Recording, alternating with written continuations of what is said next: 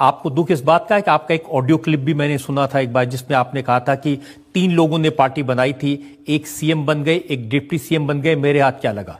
नहीं, ये जब वो प्रकरण हुआ था लोजपा से आए हुए विधायक से मुझे अपमानित कराने का, तो मेरे 40 साल पुराने मित्र के साले साहब ने मेरी रिकॉर्डिंग कर ली और मैं इतना जानता नहीं था।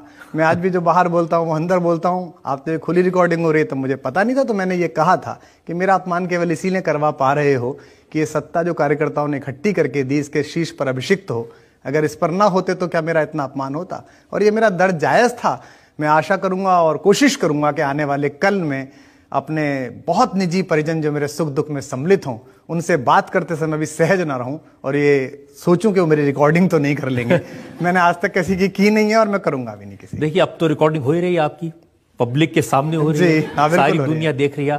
अब ये बता दीजिए कि आपको राज्यसभा में नहीं भेजा, आपका कसूर क्या था।